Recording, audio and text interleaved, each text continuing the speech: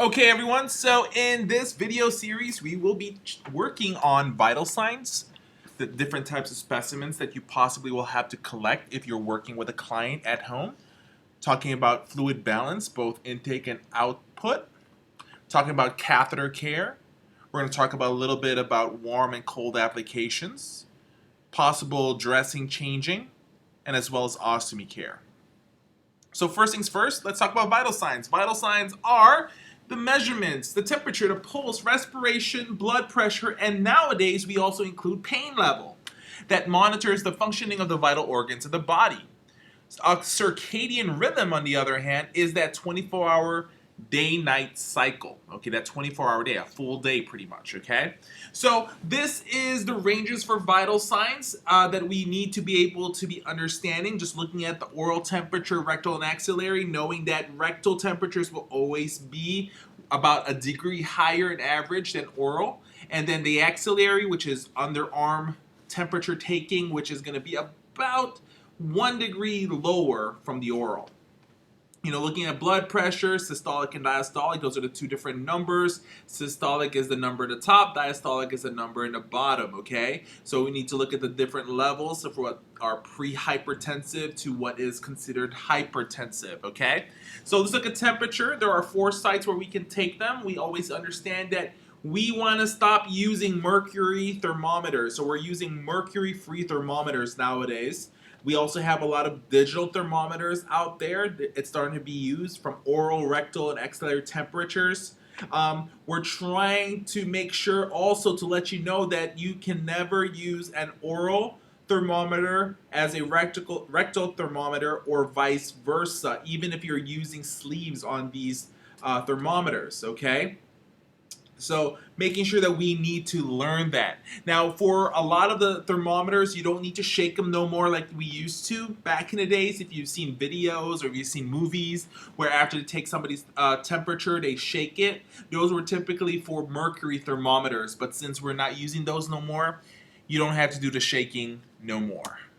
So continue on to thermometers. We also use tympanic thermometers, which are fast and accurate, okay? Now, rectal temperature, to be able to take your temperature rectally, is pretty much the most accurate level of being able to find out your level of pretty much your temperature. All the thermometers must always be cleaned after use, even when you're using protective covers, okay? And in addition to cleaning them, you must use protective covers as well. Moving on to pulse. Pulse is the number of heartbeats per minute. Your radial pulse is inside of the wrist and the most common site for measuring your pulse. The brachial pulse is right inside your elbow, about 1 to 1.5 inches above your elbow. The apical pulse is on the left side of the chest, just below the nipple. Now, when we're talking about pulse, the normal rate is between 60 to 100 beats per minute for adults. Okay, slow, weak pulse may indicate dehydration, a possible infection, or even shock.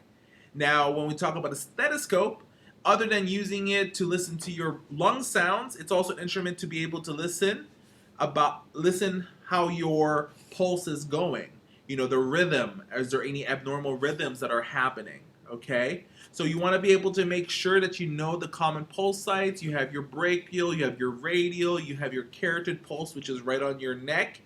And then you also have your pedal pulse as well, which is right on your foot. Moving on, let's also talk about respiration, pretty much the breathing aspect of things. You have respiration, inspiration, expiration, and apnea. So respiration is the process of breathing air into the lungs and exhaling air out of the lungs. Inspiration is the process of breathing air into the lungs, and expiration is the process of exhaling air out of the lungs. So inspiration, expiration. So pretty much you can try it if you want to. The next term, apnea. What is apnea? Do you know somebody that has apnea? Well, apnea is the absence of breathing, okay? So the absence of breathing, that's what apnea means. Dyspnea, on the other hand, that means difficulty breathing, okay?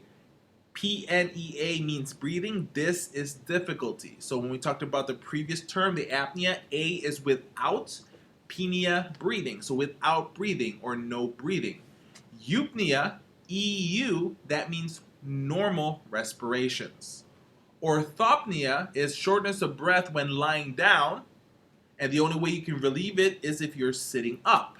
Okay? So the next term is tachypnea. So PNEA means breathing. Tachy means rapid. Okay? So tachypnea is rapid respirations. Now, when we talk about Cheyne-Stokes respirations, or also known as just Cheyne-Stokes, it's altering periods of slow, irregular respirations and rapid, shallow respirations. So, talking about respirations, it consists of an inspiration and an expiration. Your normal rate is around 12 to 20 breaths per minute. You want to be able to do the counting while you're counting the pulse as well. Do not let the client know you are counting the breaths, as that person may start controlling it. What you can also do is you can put your right or your left hand on their shoulder, not pushing down, but just have it there just for that touch, and to be able to feel whenever there's the rise of the shoulder. That's a good way to be able to really see and count the respiration. You want to be able to report any unusual sounds or difficulties the client that has in breathing. Okay, so we're moving on to blood pressure right now. Systolic is the measurement of blood pressure. It's the phase when the heart is at work, when the heart is contracting and pushing the blood from the left ventricle of the heart. Okay, diastolic is the second measurement of the blood pressure. It's the phase when the heart relaxes or rests, or pretty much the heart fills up again. Hypertension, hyper means excess. Okay, tension is the pressure. Okay, so high blood pressure.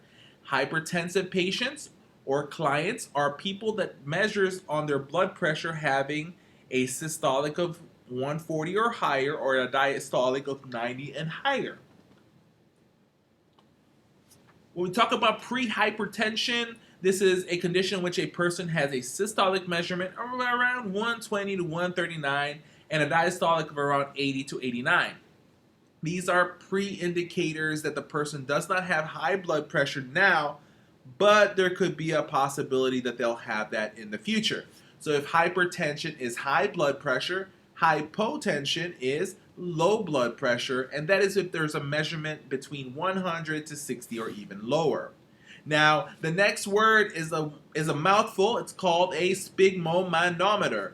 Pretty much, it's a blood pressure cuff or a kit. Okay, so this is what we use to be able to collect and to be able to measure one's blood pressure.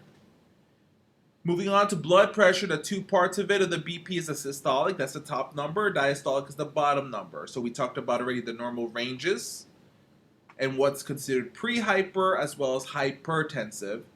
Okay, when you place the blood pressure cuff, you're going to place that in your brachial artery at the elbow. That's when you actually use that. There are a lot of blood pressure cuffs and automatic cuffs out there nowadays that is for the wrist. When you are using the blood pressure, the automatic one that attaches to the wrist, you want to make sure that it's placed correctly. Follow the diagram or the instructions written with it. And you always want to make sure that the kit itself is right above your heart. Okay, so let's say, for example, you're sitting down and you put it on the client. You want to make sure you raise their hands up where it's always going to be within level to the heart.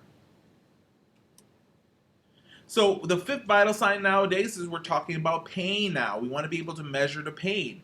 You know, it's very important to monitor as vital signs. And the reason why is we want to be able to know if the pain is affecting the client. Because if pain has a high pain rate, then that could cause problems for the client to be able to function on their daily livings. So the pain is an individual experience. Everyone has their own measurements of pain. But we want to be able to accurately question and get the right information to be able to put in the client's chart. Okay? Every time somebody says that they're in pain, we want to take that seriously. Okay? So let's go ahead and talk about several ways to be able to reduce the pain. You know, if somebody is in pain, we want to be able to make sure we report it right away. We want to make sure we give them the medication if they have something for it. All right? Some part of also for pain to alleviate is you know, good body positioning. Sometimes if a client has been laying down in bed for a long period of time, maybe we need to make sure we readjust them. And this is where we talk about repositioning every 2 hours if they cannot position themselves. You know, if need be, do we need to give back rubs? Okay, we need to be able to ask and offer the client a warm bath or shower. Okay, we want to be able to maybe encourage the client to be able to do some breathing concentrations, allow the client to be able to have a secluded, quiet environment.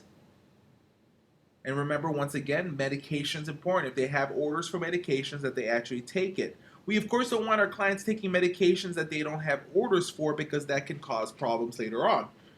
We want to be patient, we want to be gentle, we want to be empathetic when we're caring for our clients as well. Now, for height and weight, you know, typically it depends on your agency. Same thing with your vital signs. Not all non-medical private duty companies expect you to take their vital signs, their clients' vital signs. It all depends on the company you work for and what is expected of you. Now, when we're talking about height and weight, we want to be able to report any weight loss, no matter how small. We want to be able to see, is there a significant drop in weights, greater than 5 pounds or greater than 5%? What is going on with that client? Because if they're losing weight in a mass scale, we want to be able to see, do we need to give them vitamins? Do we need to give them supplements? What do we need to do for the client?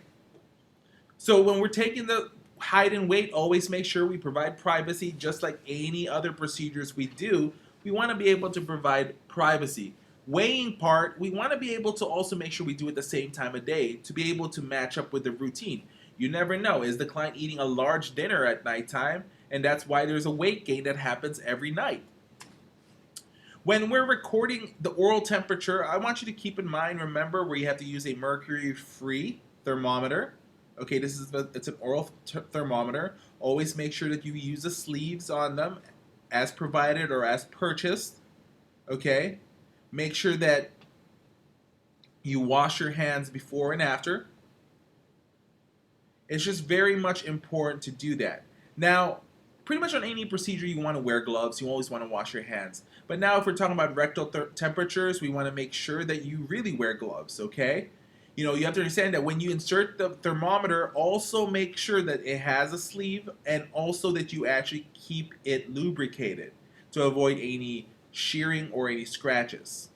And in this procedure, especially, we want to be able to watch and offer the client privacy, because we are doing something that is invasive, okay? You want to be able to make sure that when you place the thermometer, you don't let it go the whole time that it's actually within that person or within your client. And also, just like any procedures, right after this, make sure you wash your hands. Now, when we start talking about tympanic temperature thermometers, okay, these things always comes with a lot of disposable sheets as well. Pretty much a tympanic temperature or thermometer is taken through the ear. You want to be able to pull up the back of the pinna of the ear. That's the back of the ear. To be able to pull that up when you're taking your temperature, okay? For children, you want to pull your earlobe down before you insert the tympanic thermometer.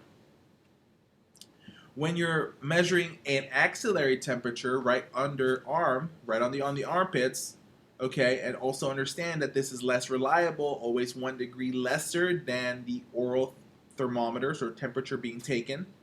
Always make sure that the site where you're about to place the thermometer, you want to be able to wipe it down before placing the thermometer. If it's wet or whatever's going on in there, if there are powder or anything. You want to make sure that anytime that you are about to do a procedure, always wash your hands before and after. Moving on to apical pulses. So where is the apical pulse? Where do you take your apical pulse? Before we go ahead and get started with that, always understand, many home health aides and home care aides and home health or homemakers or caregivers, they purchase their own stethoscopes. So they can have them available in the client's home at all times. Now, if it's a requirement that you guys do that and you guys need to provide your own items, then you should have it with you. If not, make sure your facility provides that for you as well. You want to be able to emphasize that the diaphragm and the earpieces, okay, the diaphragm is what touches your skin or the client's skin, and the earpiece are those two things that goes into your ears, of course.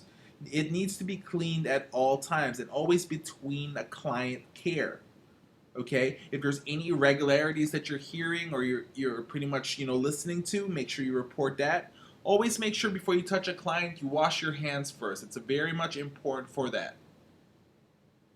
Now moving on to respirations and taking those, always make sure that you have a watch with you. Okay, a watch that has that second hand.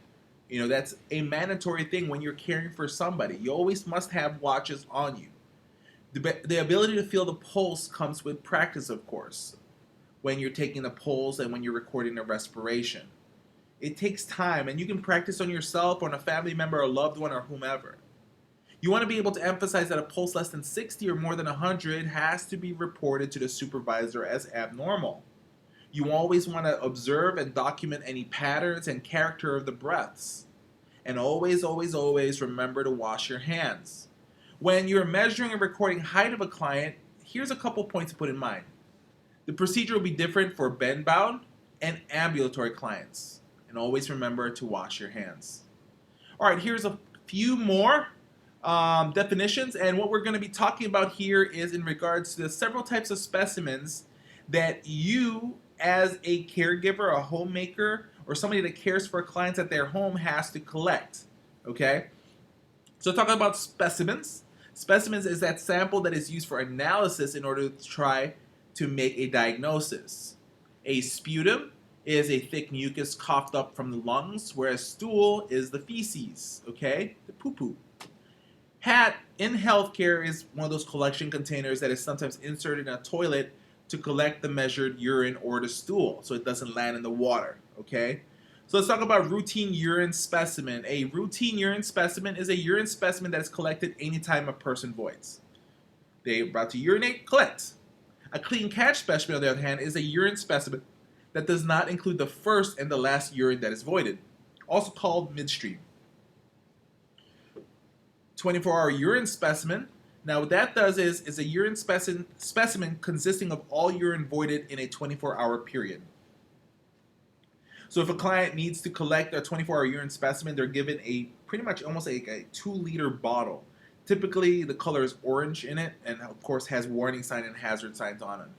Now, calculi are kidney stones. You may end up working with clients that has kidney stones, and these are very, very tough to pass, and it's also very much painful for a lot of clients. So let's look at these points right here. The 3 types of specimens that you're going to have to possibly collect in the future are sputum, stool, and urine specimens. You as a home health aide, as a caregiver, as a homemaker, always must wear gloves when you're doing these procedures because there is always a possibility that you will be touching bodily fluids. And in a couple chapters past ago that we talked about the importance of being able to not transfer any microorganisms, especially when we're dealing with blood and as well as other bodily fluids. Always make sure that all the specimens that we collect, that we actually tag it correctly and store them correctly.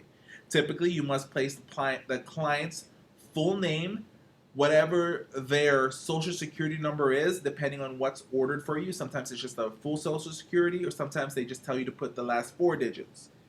They're also going to ask you to put the birth date also there. If you are obtaining this from a client in a facility, you might have to put their room number on it as well. Now, most typically agencies, will have specimen containers ready for them, so it's easy for the client or the caregiver to obtain it. Okay, and if there's any questions, you can always look up a lot of the different instructions on how to use them correctly. Now, here's additional points you need to know when you're collecting a sputum specimen. Understand the importance of proper PPE, protective equipment, right? So make sure you're wearing your gloves, make sure you're wearing your masks, make sure you're wearing a gown if need be. Early in the morning is always the best time to collect sputum because when somebody wakes up, I'm sure if at one time in your life you woke up and you're a little groggy and you had a couple thick phlegm a little bit in your throat and you would have to cough it out. Well, that's typically the best time to be able to obtain a sputum specimen. Okay? You want to make sure you wipe off the excess sputum from the container, especially if it's in the outside area. And always don't forget to wash your hands.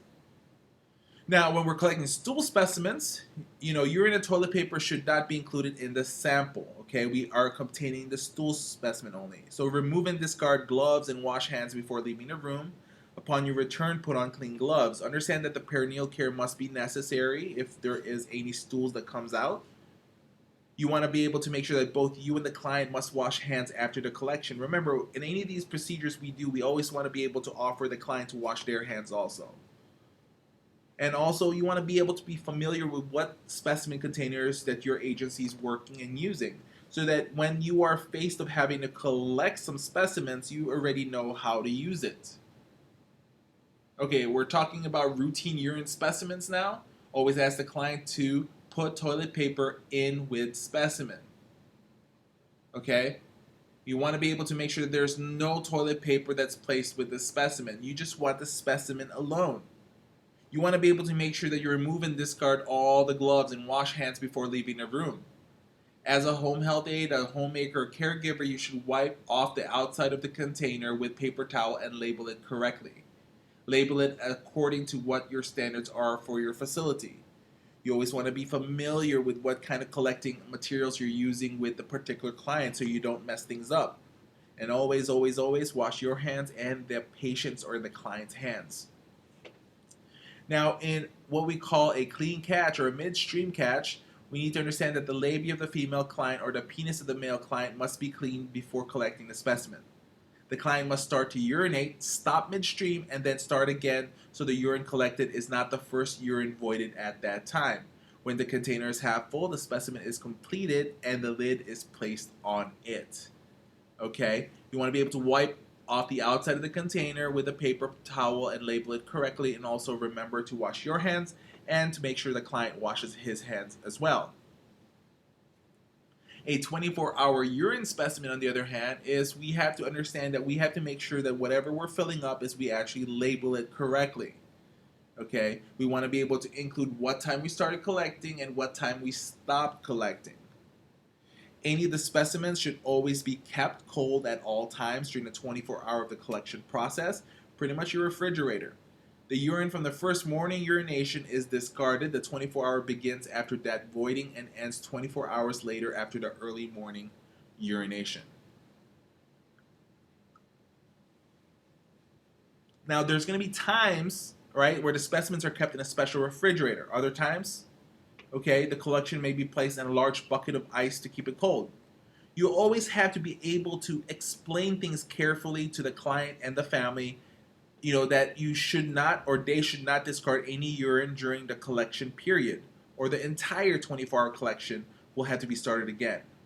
And always wash your hands before and after anything you do. Okay, let's talk about input-output, INOs as we like to call them. Intake is the fluid a person consumes on a daily basis, and output is all the fluid that is eliminated from the body, which includes vomits, feces, urine, perspiration, moisture, the air that is even exhaled, as well as fluid balance and emesis. Fluid balance is taking in and eliminating equal amounts of fluids, whereas emesis is vomiting, the act of vomiting or ejecting stomach contents through the mouth or even the nose. Yuck. To maintain health, the body must take in a certain amount of fluid each day. Generally, a healthy person needs to take in from 64 to 96 ounces of fluid each day. That fluid a person consumes is called an intake or an input. If a person's intake is not in a healthy range, he or she can become dehydrated. Like right now, for example, I'm talking a lot, so I am outputting a lot of fluids because every time we converse and I'm talking, I'm actually exhaling and fluid is coming out. We don't see it, but it's coming out. So, of course, if somebody's talking for a longer period of time, then of course there's going to be an increased chance of me being more dehydrated. Henceforth, I'm drinking fluids while I'm actually also doing this whole presentation. Now, always understand that all fluids taken in each day cannot remain in the body. It must be eliminated as an output. The output will always include the feces, the urine, okay, and vomitus, as well as perspiration and moisture in the air that a person exhales. If a person intake exceeds his or her output, fluid buildup in the body tissues, okay? So if we cannot get rid the same amount that we bring in, then we're taking in more fluids. That fluid retention can cause medical problems and discomfort. That's what CHF happens to be. So we want you also to be familiar with conversion tables. And this is something that you need to be familiar of from ounces to milliliters, and understand that milliliter is also known as a cc, okay? Similar stuff. So 1 ounce always equals 30 cc's, 6 ounces always equals 180, okay? So that's always a good thing to know. Now you want to be able to remember these points when measuring and recording your intake and output for a client. You need to understand that measuring containers are necessary for this procedure. You need to know the different types of measuring items, including some that are marked in ounces and milliliters. Measuring containers should be placed on a flat surface, and the urine should be measured at eye level. Never ever, ever splash urine when emptying your graduate. Also remember and understand, right? And especially when somebody is having or somebody is vomiting, we need to remember these things right here. So we need to understand comfort measures, wearing gloves, removing soiled linens, and offering a drink or toothbrush afterwards. We want to be able to provide privacy if possible. Clients may be very sensitive about vomiting in front of others. Now, always cover the basin of emesis with a paper towel as quickly as possible. Now, moving on with catheter care. Catheter is a thin tube inserted into the body that is used to drain fluids or inject fluids. A urine catheter is a catheter that is used to drain urine from the bladder, and a straight catheter is a catheter that does not remain inside the person. It is removed immediately after urine is drained or collected. An indwelling catheter, that is a type of catheter that remains inside the bladder for a period of time. Urine drains into a bag. A condom catheter is a catheter that has an attachment at the end that fits into the penis, also called an external or a Texas catheter. So it pretty much looks like a condom, and it has the same type of method of being able to place into a person's genitals, is to roll into just like a condom, but it has a hole on the tip that attaches to a bag. Now, when we're talking about providing care for somebody that has a catheter, pay attention to these following rules. You want to keep the drainage bag lower than the client's hips or bladder to prevent gravity flow back, right, or backflow. Because if the bag is above their bladder, so what you're doing is you're trying to do something like an enema and having the urine that's in the bag go back into the person. So you don't want that to happen because that can cause infection and irritation. You, of course, also want to keep the drainage bags off the floor, okay? You want to prevent any kinks, any twists and pressures on the tubing. You always want to make sure that you keep the genitals clear and clean. If there is any blood, urine, or like stoppage of urine, or if the bag fills suddenly, if bag is out of place, leaks, client's discomfort, and odors, make sure that those are being reported. You want to collect urine specimens directly from the catheter, not in the bag. Never ever collect from the bag, because why? The bag sometimes does not get changed on a daily basis. So at the same time as you have a pool of bacteria probably pooling up in there. So you want to avoid that. And that's why you don't want to also have the bag above the person's bladder, because what happens is you're bringing bacteria inside the person. Same thing at the same time as there is buildup there already, and you may actually have a false reading when you actually collect those urines. So you want to make sure you're collecting specimens coming directly from the Foley catheter. So you would have to clip onto the bag to keep it closed, detach it from the Foley catheter, and collect urine specimen from the catheter itself. Urine is an infectious waste matter and must be handled with gloves on and disinfected with solutions of bleach and water. So if you have any spillage, you have to make sure you clean it up correctly, okay? So why is it important to offer fluids to clients who have catheters in place? Well, the most important thing to understand is that we're actually draining them with fluids. We're really measuring things. So we need to make sure that we're replacing the person with fluids, okay? So we need to make sure that is done correctly. Also, I need to repeat this again, and I will always repeat this, is wearing gloves and wash your hands when providing any type of catheter care. You want to be able to make sure you're familiar with what an actual catheter is, what a tubing is, and drainage bag look like. You want to make sure that you use soap and water or antiseptic wipes when you're actually wiping the catheters. You want to be able to make sure you wipe down the tubings away from the body, never towards the body. You want to be able to wipe once and use a new wipe or clean area of a washcloth each time. You want to be able to remember you wear gloves and wash your hands. So now we're moving on to emptying a catheter drainage bag, the bag that collects the urine.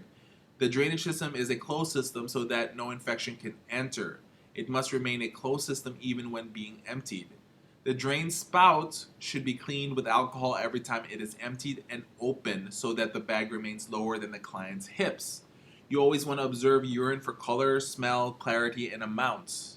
Okay? You want to be able to remember to wear gloves and wash your hands as well. Now, when you're changing condom catheters, you want to be able to leave a space between the drainage tip and the glands of the penis. You want to be able to make sure the condom is secured to the penis with a special tape applied in a spiral manner. But also when you actually apply the tape, that you also make sure that you don't make it tight too much that you actually cause restriction, okay, or constriction. Remember to wear gloves and always wash your hands. That's very important, okay? Moving on to what we call warm and cold applications. All right, so heat relieves pain. It reduces swelling. It elevates the temperature in the tissue, and it also increases blood flow, bringing more oxygen and nutrients to tissues. The cold stuff now, they stop the bleeding. They prevent swelling also, and relieves the pain and brings down high fevers. So if you look at the cold and the heat reduces swelling. Cold prevents the swelling, okay? And we want to be able to make sure that we are using the right applications at the right time. Anytime that you actually make something too cold or too hot, you want to be able to observe the area, okay? Are there any blisters coming up? That means possibly did you use something that's really, really hot? Is there increased pain in that site for that person? We want to be able to understand, and we want to be able to measure, and we also want to document what we actually see and hear, and we do. Okay, so here is a typical graph of what you need to know. So you can pause this video just to take a look at it further.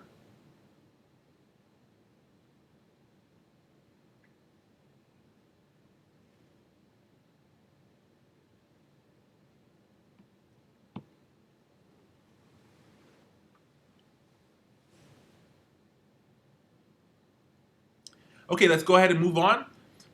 Let's go ahead and talk about the benefits of warm and cold application. So we want to be able to understand in warm compresses, we want to be familiar with any commercial type of warm compresses, whether it's a plug-in compress or if it's one of those warm compresses that you have to kind of break a seal to be able to mix two different chemicals to create the heat. You also want to be able to consider using plastic wrap to keep the compresses warm and wet longer, and to prevent getting the bed or the client's bedclothes wet.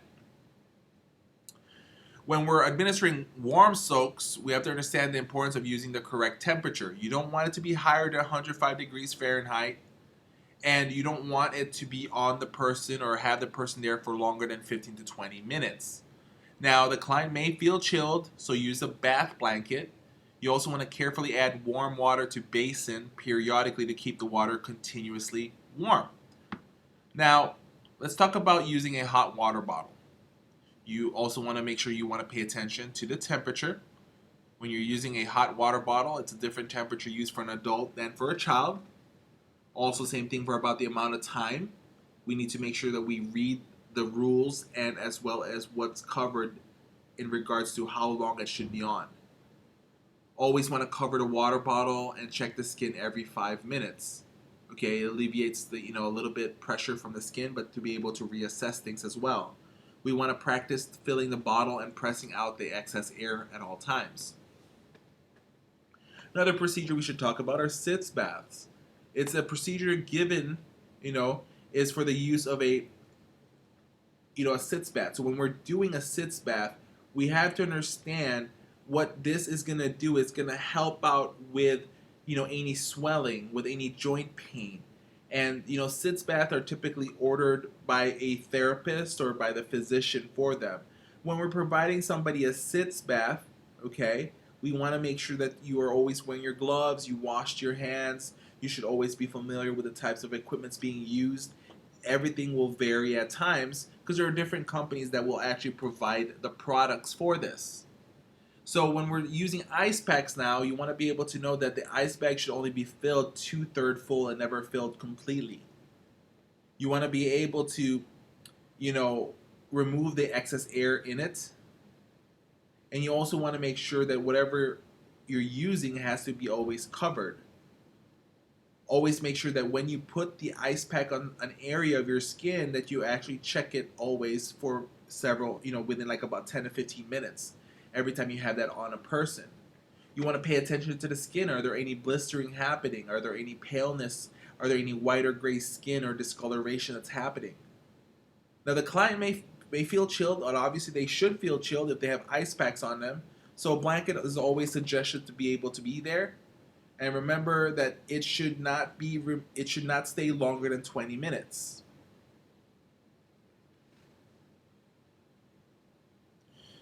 So now we're talking about cold compresses. So you can add ice and then you can add water to it to keep it cold. But always remember that when you're using cold compress, always allow and give the client a blanket. Now for cold compresses, because it's directly in the skin, there's always that risk or that greater risk for blisters and pale or white skin. So make sure for cold compresses, we're actually checking the client every 5 minutes instead of every 10 minutes.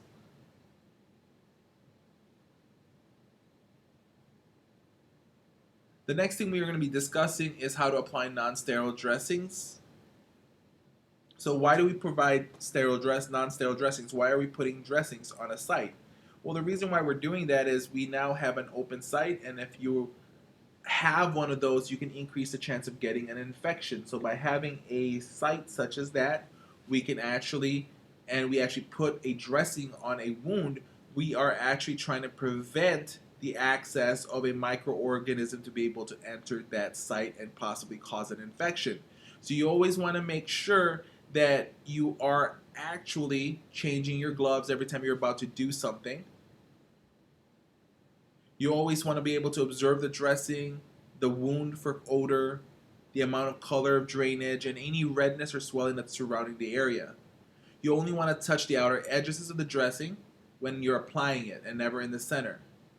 You always want to make sure that when you're applying dressing, you always are washing your hands. Now, let's talk about TED hoses. I'm sure you've heard this before, or also known as an anti-embolic hose. What this does, it prevents any swelling and blood clots and promotes circulation in the feet and the hands. So typically when a client has poor circulation and they start having edema or swelling in the lower extremities, they have anti-embolic hoses, also known as TED hoses, that we actually put onto the client when they're up and they're out of bed. But when they get back in bed, we typically remove that from the client because, they are laying flat. So moving on to ostomies. So what is an ostomy? An ostomy is a surgically created opening from an area inside of the body to the outside. A stoma, on the other hand, is that artificial opening in the body. Okay? A colostomy, that is a surgically created opening through the abdomen into the large intestine that allows feces to be expelled. And an ileostomy is a surgically created opening into the end of the small intestines to allow feces to be expelled. So let's think about this question. What are the different body locations of the three types of openings, and why is care of the skin and the stoma so important? Well, the most important reason why the care for the stoma is important is because, anything that comes from the inside of our body, whether it's urine or species, has a high acidic rate. So if, stools, for example, or urine is touching that area, that can cause some irritation, and we should always clean that out. So some of the careful guidelines when we're caring for somebody with an ostomy is you always want to observe for any changes in the skin. It's very important. You want to be able to empty and clean the ostomy bag whenever stool is eliminated. You always want to wear gloves, especially when you're dealing with body fluids. Skin barriers can be used. depending on the facility that provides it for you guys. You know, food blockage can occur if large amounts of high fiber food are ingested and if the food is not chewed well. So we want to make sure if somebody is actually using a colostomy, we want to make sure that that person has adequate fluids, and at the same time we monitor that actually they're not having any blockages.